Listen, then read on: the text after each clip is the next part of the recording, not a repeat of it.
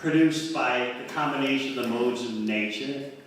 Some living entity performed heaps of pious activities and got this form as half man, half lion. Even though no one had ever seen it before, it still was a product of karma. No doubt Hiranyakashipu was thinking about himself and how he developed his mystic powers through material activity, performing severe austerities to please Lord Brahma, who, as you know, gave Hiranyakashipu what Hiranyakashipu thought was the sum total of immortality. So you can understand why Hiranyakashipu would think in this way. I've done inconceivable, extraordinary karma, so where did this half man, half lion come from? He must come from karma. That's all that there is, really. Nrsimhadeva, Hiranyakashipu knew that the demigods worship Vishnu. And he accepted, of course, that Vishnu exists. But his vow was to kill Vishnu. He just considered Vishnu and even Vishnu's abode to just all be a different part of the material reality.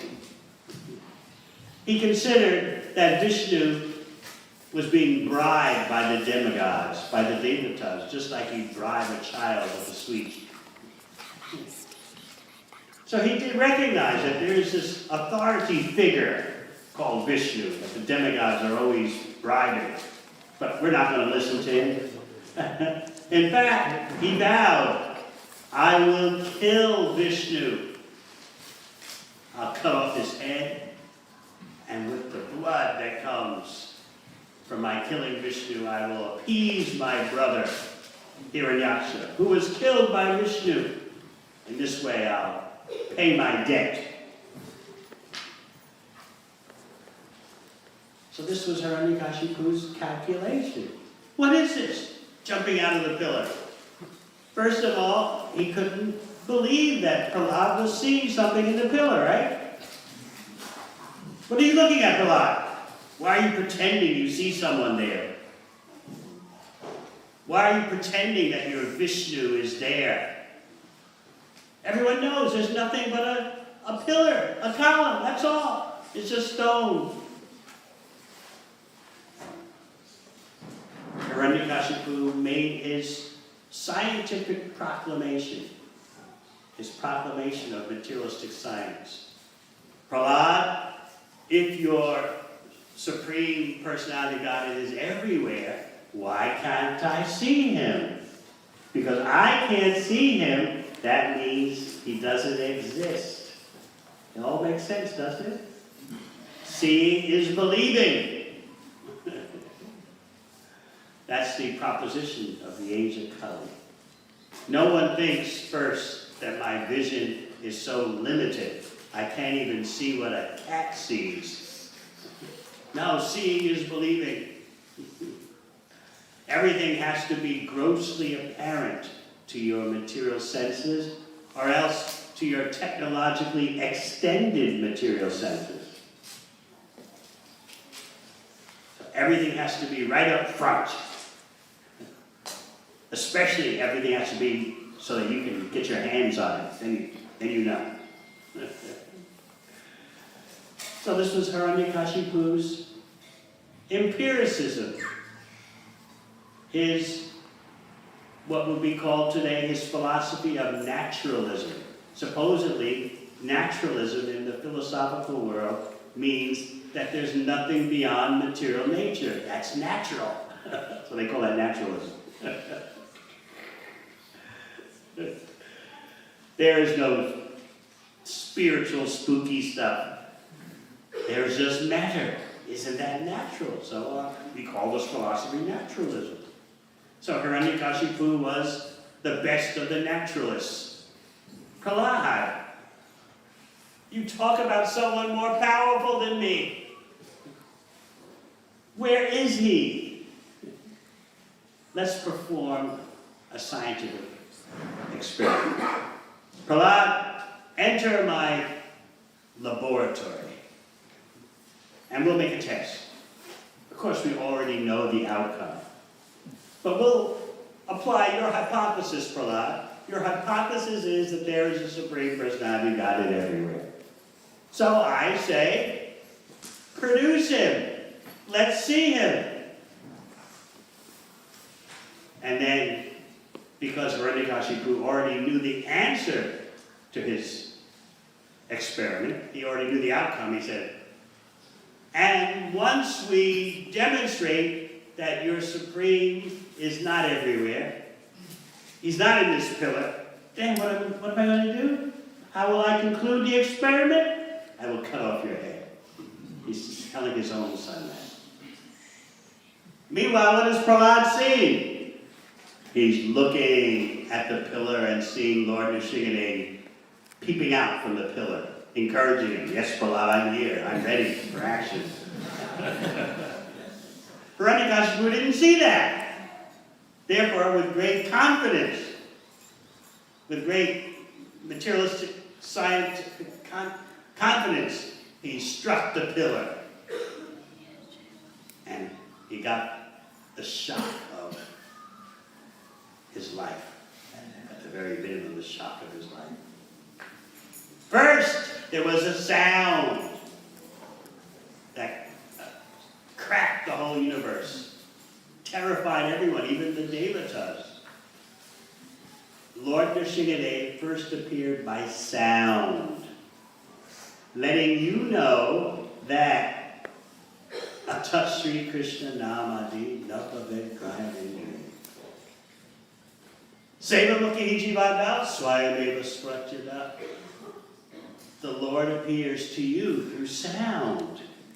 When you're chanting the Hare Krishna mantra, you are directly having the darshan, the sight of the Supreme Lord. Krishna is coming to you through your ears.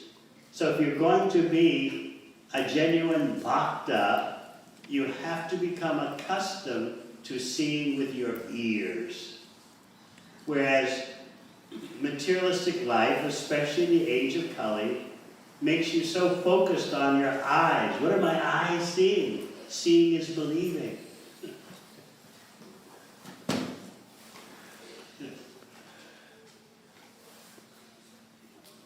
You won't know this, but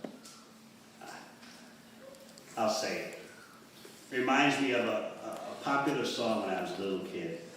I want a love I can see. That's the only kind of love that means a thing to me. I don't want the kind of love you have to tell me about. That kind of love I can sure do without. I've got to see it. I've got to get my hands on it. Then it's real. This is the age of Kali. So, how are you going to apply that syndrome to bhakti? I want a love I can see. I want praying that I can see. Well, what are you trying to see with? You're trying to see with your impure, polluted senses. Bhakti means to purify your senses. And the more your senses are purified, the more you can detect the spiritual reality. Gradually, the Hare Krishna mantra becomes sweeter. Gradually, prasad tastes better. Yes, you can look forward to that. All your senses become enlivened through bhakti. That's the result of a career in bhakti. But are we so willing to dedicate our life for that? Or are we so short-term? This is Kali Yuga. Everything is short-term in the age of Kali. Yes, last year I was enthusiastic in bhakti, but now it's this year. No commitment, no duty. That's the hallmark of the Western world, and now it's affecting India. Indians think this is very advanced. Just follow what your senses say from year to year. And that way you can be happy. Why all this duty and commitment? Marry, divorce, whatever. It's your life.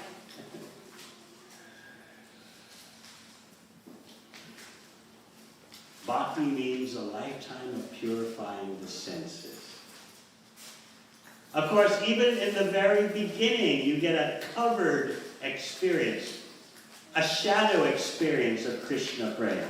Otherwise, you wouldn't be here. You're tasting something. But if you want the taste to increase, that takes a lifetime commitment.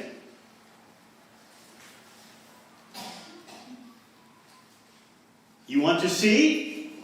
Well then, first learn how to see Krishna through the ears. As Srila Bhakti Siddhanta Saraswati Thakur said, you see a saintly person through the ears. What to speak of seeing Krishna? Now, is seeing Krishna through the ears in any way deficient? You would think so. Because this is Kali Yuga, we're so lusty with our eyes that we want to see everything with our plain, mundane vision, and then that is real. I'm seeing it. Whereas real civilized life, real human life means I'm hearing.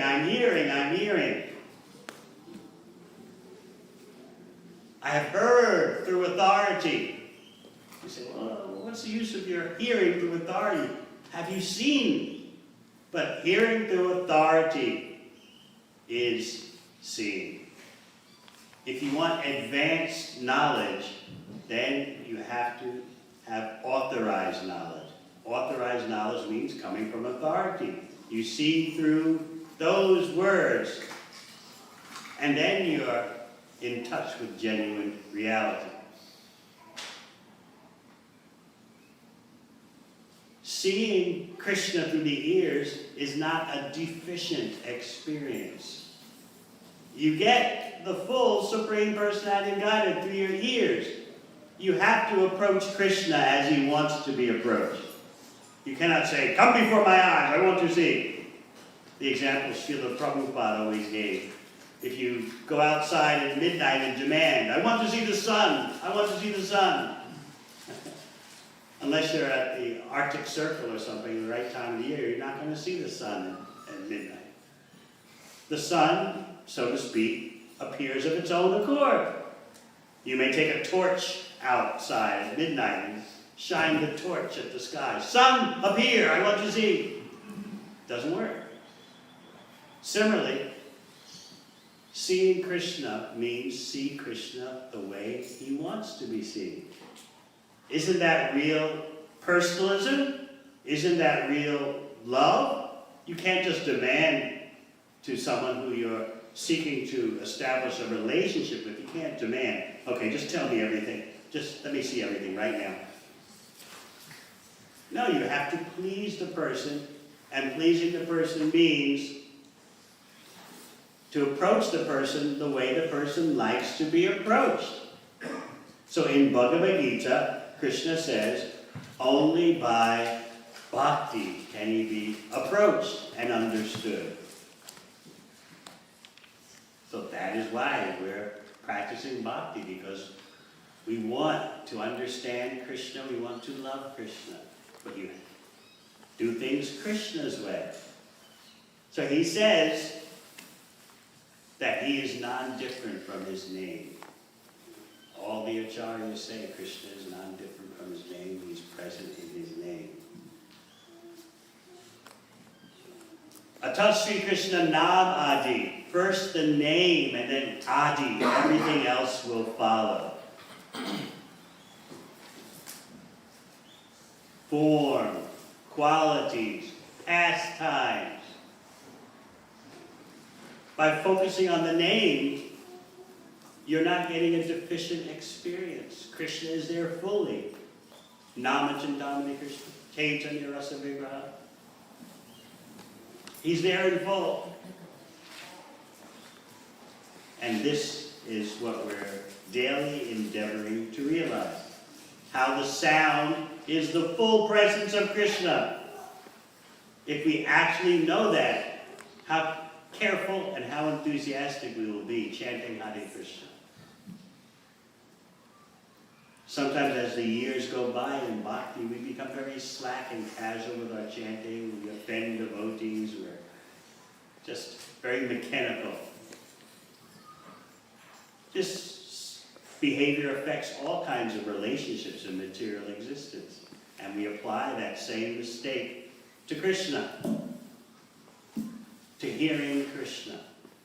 Therefore, our life is a career focused on careful association with Krishna. That means careful association with the sound of Krishna's name. So, Lord Nrsimhadeva first appeared through sound, inconceivable sound. And then the form was visible. But even though the form is visible right in front of Hiranyakashipu, right in front of his eyes, he couldn't understand what he was looking at.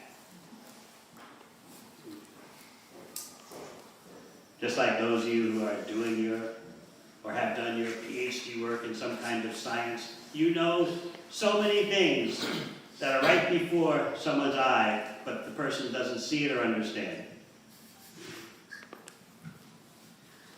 Just like if you dare to study quantum mechanics. Professors, lecturers say that it takes on the average 7 years to teach a student how to see the quantum reality.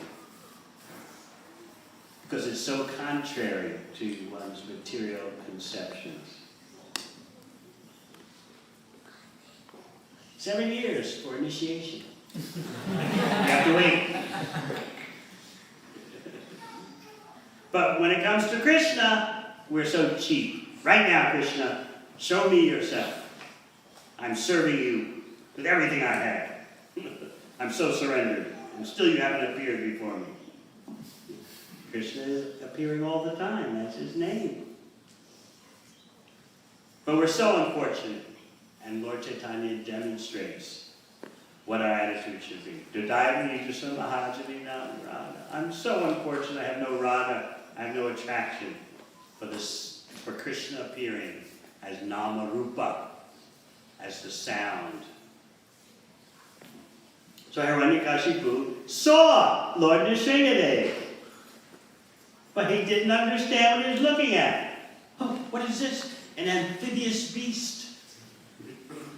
A beast produced by karma. Doesn't matter what it is, even though I've never seen it before. So what? Who can defeat me? I am unconquerable.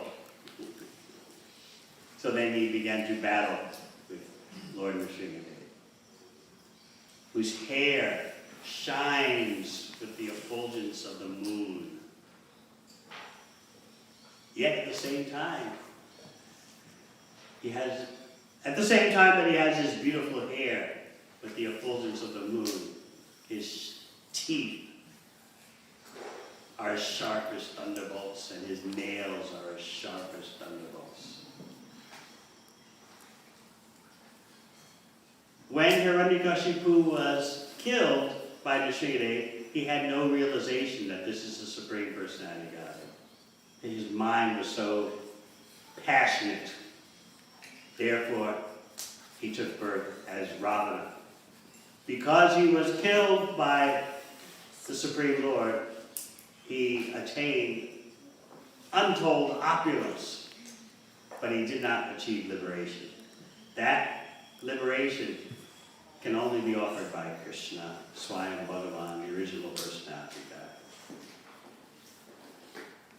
God. Hiranyakashipu didn't have that opportunity, but he did take birth as Ravana with even more power, even more opulence. While we're thinking about Lord Nrsimhadeva killing Hiranyakashipu, what about our own heart? This is what we can focus on. Hiranyakashipu, as Prabhupada writes in the purport of this verse we will hear today, he is the perfect representative of materialistic life. He's the personification of material desire. He was completely dedicated to wealth and the comforts of the flesh. All the things people think are so valuable today. That was the lifestyle of Hiranyakashipu. So we should look at our own heart and see what is there. And beg Lord Nrsimha to please clean out our heart from all the trash. Vishwanath Chakravarti Thakur explains in relation to this verse that we'll recite. He says that our mind is loaded up with imprints, impressions brought about by so much karmic activity in so many lifetimes. And so a devotee is praying that just as Lord Nrsimha dispatched Hiranyakashipu, similarly may Lord Nrsimhadeva deliver us, deliver our hearts, deliver our mind from material influence. And what is that material influence? The desire to be happy through material activities. What's wrong with that? This is our material conception of religion. Religion, dharma, should lead to kama. First artha, yes, economic prosperity, and then kama, sense gratification. Happiness derived from material activities. That's the purpose of religious activity.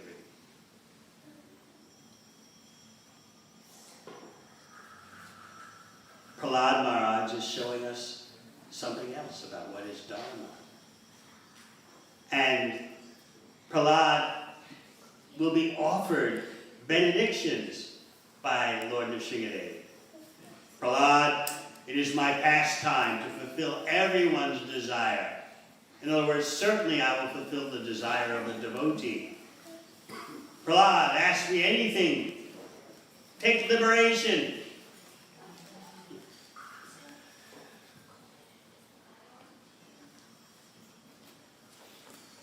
You can take Lord Nrsimhadeva's presentation of benedictions, the opportunity for benedictions to Prahlad. You can take it in different ways according to the Shastra. You can take it that Lord Nrsimhadeva was trying to tempt him with material prosperity. Take it, Prahlad, take material prosperity. Or you can take it that he was offering Prahlad liberation from material existence, moksha. Or you can take it that Nrsimhadeva was offering Prahlad the full liberation, become my associate in Vaikuntha. In all those cases, Prahlad declined. No matter how you take Lord Nrsimhadeva's offer, material prosperity, ordinary liberation, or full liberation as an associate of the Lord in Vaikuntha, no matter which way you take it, Prahlad declined. Prahlad just wanted pure devotion. And as you read in Bhagavatam, Prahlad said to Lord Nrsimha, you know my family background. I'm from a demoniac family. Please don't tempt me with these things. My natural propensity due to my family upbringing is to always flow toward material desires. So, material prestige, material prosperity. Please, please, know my family tendencies. Don't offer me these things. Yet, Sanatana Goswami points out in Brihad Bhagavatamrita that even if you take it that the Lord is offering Prahlad to be his associate Vaikuntha, still Prahlad declined. I just want your service. Even if I have to spend countless lifetimes of being born again in the material world, it doesn't matter. Just give me your service.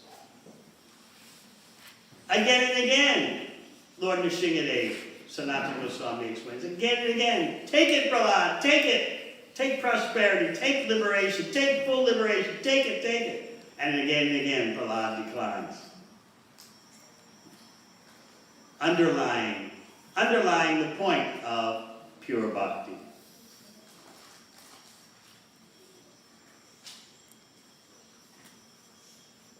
Teaching us the example of how to be a real devotee. And this is why Lord Nrsimhadeva tells Prahlad, you are the best example of my devotee. And Prahlad acknowledges that you sent me into this world to demonstrate the behavior of a pure devotee. That's my mission that you gave me. That's why you're tempting me, because you want everyone to see what is the standard of pure bhakti. Now you might say, well, this example of Prahlad Maharaj is so far beyond us. All this talk about pure bhakti, we're just trying to get through the day and night these days. We're just trying to chant our rounds. We're just trying to follow the 4 rules. And yet we're hearing about Prahlad and Nrsimhadeva, such a standard of devotion, which is unattainable. But just by hearing, you become purified. By hearing, you develop a desire. Oh, this standard of pure bhakti is so wonderful, even though it's so far beyond me. I wish one day, somehow, that could be me. And then what happens? Krishna's in your heart as super soul, Paramatma. He notices, oh, the smallest desire for pure bhakti is developing in you. I will help. Now, how Krishna helps is inconceivable to us. We'd like to know, what's Krishna going to do to me? But we're supposed to be like a little child dependent on mother. The little child is not thinking, what's mother going to do with me tomorrow? Are you thinking what your father will do to you next week? No. You just know he'll take care of me, right? He loves me. Are you worried about whether your father can pay for the house that you live? No. Are you worried, can he pay for the car? No. What about dinner? Are you worried, will there be dinner tonight? No. So, see, this is no worries, mate. You heard that mantra? No worries, mate?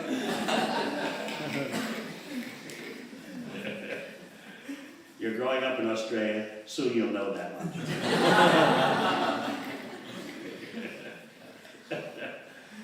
In India, they do the head shake. In Australia, they say, no worries, mate. But everything is a worry in material life. But devotees are learning to take shelter of Krishna. Let's hear this prayer by Prahlad Maharaj. I'll recite it, the whole verse. If someone wants to give a go at reciting the whole verse, they can. Om Namo Bhagavate Nrsimhaya. Namaste Tejase Avir Bhava Vrajanaka Vajradamstra Kamashayan Randaya Tamo Grasa Om Swaha Abhayam Atmani Bhuyishta Om Chom. Om Namo Bhagavate Nrsimhaya.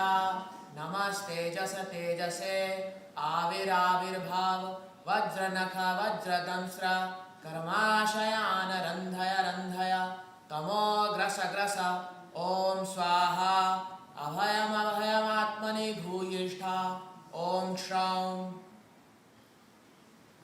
Om Namo Bhagavate Nrsimhaya. Namaste Tejase Avir Bhava Vajranaka Vajradamstra Karmashayana Randhaya Tamo Grasa Om Swaha Abhayam Atmani Bhuyishta Om Shram. Rana, you want to chant? Om Namo Bhagavate Nrsimhaya.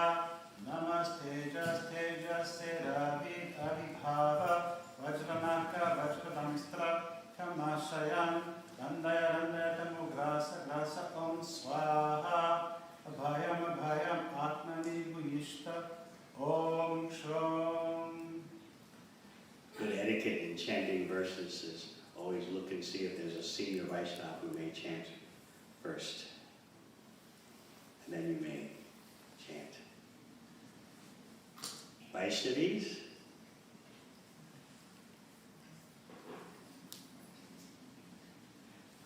Om Namo Bhagavate Nrsimhadeva. Namaste Yaste Yasavir Abhibhava. Vajanaka Vajagamstra. Karma Sajan Vandaya Randaja Thamodasa. Vyasa Om Swaha. Avajan Atmani Buddhistam. Om Shram. Om Namo Bhagavate Nrsimhaya. Namaste Jaste Jaste Avir Avir Bhava. Vajanaka Vajradamshra. Karma Shayan Randhya Randhya Tamokasa Vasa Om Swaha.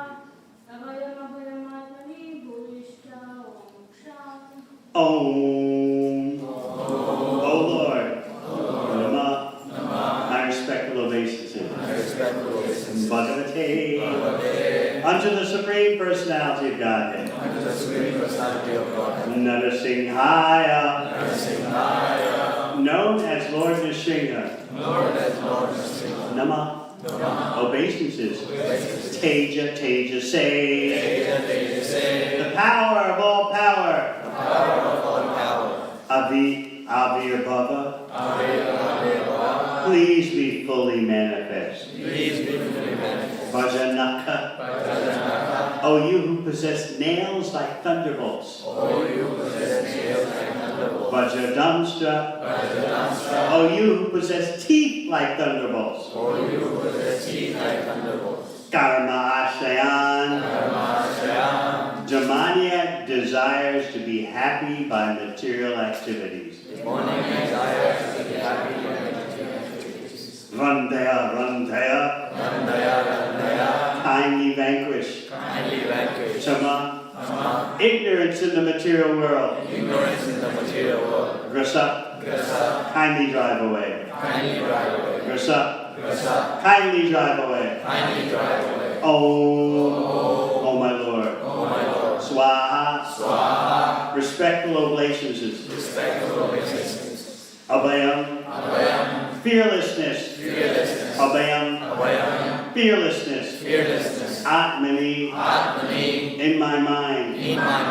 Bhuyasta. May you appear. Om. O Lord. Chom. The bija. Or seed. Of mantras offering prayers to Lord Nrsimha. Translation. I offer my respectful obeisances unto Lord Nrsimhadeva, the source of all power. O my Lord, who possesses nails and teeth just like thunderbolts, kindly vanquish our demon-like desires for fruitive activity in this material world. Please appear in our hearts and drive away our ignorance, so that by your mercy we may become fearless in the struggle for existence in this material world. Purport. In Srimad Bhagavatam 4:22-39, Sanat Kumar speaks the following words to Maharaj Prithu. Yapada pankaja palasha vilasa bhaktya karmashayam gratitam udgratayanti santa tadvanarikta matayo yatayo piruta shroto ganastam adanam bhajavastu devam. Devotees always engaged in the service of the toes of the Lord's lotus feet can very easily become free from hard-knotted desires for fruitive activities. Because this is very difficult, the non-devotees, the gyanis and yogis, cannot stop the waves of sense gratification, although they try to do so. Therefore, you are advised to engage in the devotional service of Krishna, the son of Vasudeva. Every living being within this material world has a strong desire to enjoy matter to his fullest satisfaction. For this purpose, the conditioned soul must accept one body after another, and thus his strongly fixed fruitive desires continue. One cannot stop the repetition of birth and death without being completely desireless. Therefore, Srila Rupa Goswami describes pure bhakti, devotional service, as follows. Anya vilasita shunyam yana karmajana vritam anukuyena krishnanu shilanam bhakta uttama. One should render transcendental loving service to the Supreme Lord, Krishna, favorably, and without desire for material profit or gain through fruitive activities or philosophical speculation. That is called pure devotional service. Unless one is completely freed of all material desires, which are caused by the dense darkness of ignorance, one cannot fully engage in devotional service for the Lord. Therefore, we should always offer our prayers to Lord Nrsimhadeva, who killed Hiranyakashipu, the personification of material desire. Hiranya means gold, and Kashipu means a soft cushion or bed. Materialistic persons always desire to make the body comfortable, and for this they require huge amounts of gold. Thus, Hiranyakashipu was the perfect representative of materialistic life. He was therefore the cause of great disturbance to the topmost devotee, Prahlad Maharaj, until Lord Nrsimhadeva killed him. Any devotee aspiring to be free of material desires should offer his respectful prayers to Nrsimhadeva as Prahlad Maharaj did in this verse. Translation again. I offer my respectful obeisances unto Lord Nrsimhadeva, the source of all power. O my Lord, who possesses nails and teeth just like thunderbolts, kindly vanquish our demon-like desires for fruitive activity in this material world. Please appear in our hearts and drive away our ignorance, so that by your mercy we may become fearless in the struggle for existence in this material world. Om Jnana-Timirandasya Jnana-Anjana-Shalakaya Chakshunamritam Yena Tasmai Shri Gurave Namaha. Jai Shri Krishna Chaitanya Prabhu Nityananda Shri Advaita Gadadhar Shivasadi Gaur Bhakta Vrinda. Hare Krishna, Krishna Krishna, Hare Hare, Hare Rama, Rama Rama, Hare Hare. So this is a very appropriate prayer for any day, and especially Lord Nrsimhadeva's appearance. As I said in the beginning, we like to meditate on Nrsimha ripping apart Hiranyakashipu, like someone who kills animals and insects without discrimination. They can pick up a wasp and with their fingernails crush the wasp. So that's what Lord Nrsimhadeva did to Hiranyakashipu. And as the kids like to show in their dramas, Lord Nrsimhadeva ripping out the abdomen of Hiranyakashipu and pulling out his entrails. So this may be what comes to our mind first, but Prahlad Maharaj is asking you to meditate on Lord Nrsimhadeva, freeing you from material desires, and thus offer this prayer. Just as Prahlad Maharaj did, we offer our prayers. Kindly appear in our hearts and drive away our ignorance.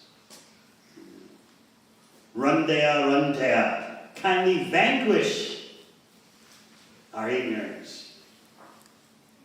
Grasa, kindly drive away all these dirty things in the heart.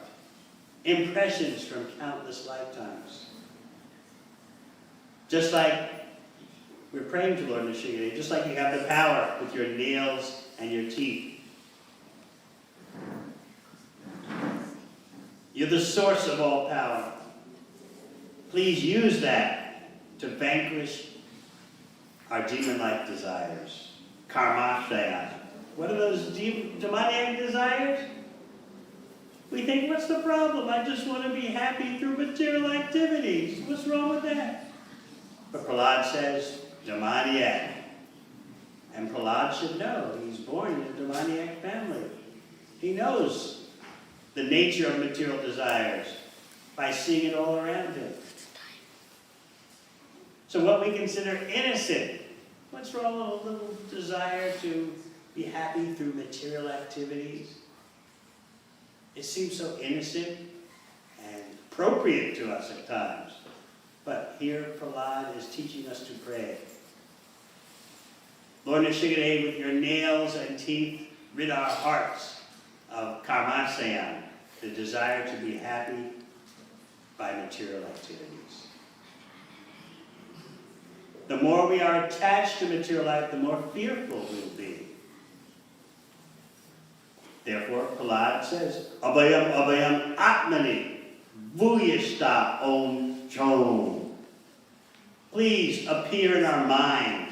Make us fearless in the struggle for existence.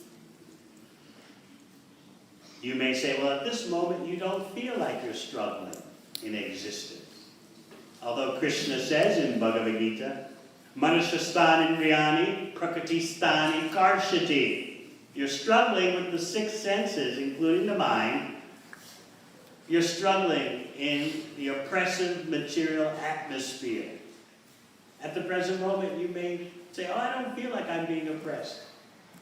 But you're in a material body that has been imposed upon you, and that body is breaking down. It's deteriorating. And you're trying to be happy and satisfied and successful, while all the while the body is breaking down. This is struggle. And things are always happening beyond your control. Even in your own home, things happen beyond your control. What to speak of at work or anywhere else in material existence that you're endeavoring? So let's be honest and admit we are struggling. And then we can look for the solution to the struggle. We're struggling because of what's in our heart. And we're praying to Lord Nrsimhadeva, please appear within our heart and drive away the ignorance. Do something about this demoniac desire to be happy through material activities. We think it's not a big deal. But Prahlad is teaching us that, yes, it is a big deal, and we should endeavor to appeal, especially to Lord Nrsimhadeva on his appearance day. We pray, please appear in our heart. Please appear in our mind. Manifest yourself and drive away the ignorance. That will be the real victory. So yes, Lord Nrsimhadeva killed Hiranyakashipu. And we glorify him for that. And as we said in the very beginning, the real reason for his appearance was out of affection for Prahlad. Do you know how he showed affection for Prahlad? You know how all the devatas could not calm Lord Nrsimhadeva. His roaring just went on, shaking the whole universe. Brahma couldn't do anything about it. Shiva was there. Lakshmi. Indra. No one could do anything about it. And then Lord Brahma pushed Prahlad forward. Lord Brahma put the burden on Prahlad. Prahlad, it's because of you that all this is happening. Please present yourself. Do something about this. Nrsimhadeva has appeared because of you. Now you have to do something. So Prahlad fell at the feet of Lord Nrsimhadeva. And then Lord Nrsimhadeva picks him up off the ground and puts Prahlad on his lap, pats his head with his lion paw. And the Shastra says that Lord Nrsimhadeva began to lick the whole body of Prahlad like a lioness grooms her cub. This is why another name for Lord Nrsimhadeva is Nikeshari. In his affection toward Prahlad, he imitated the behavior of a lioness grooming her cub by licking the whole body. So whenever you see Nikeshari Das, you can remember. Don't lick him though.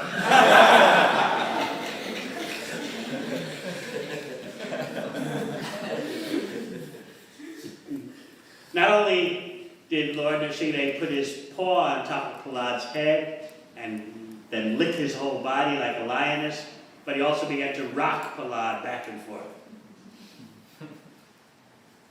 Such affection. Yet, there's been such terror. So don't forget the affection of Lord Nrsimhadeva while you're meditating on his fierce appearance. Ugram Viram Mahavishnu. Remember his affection for Prahlad.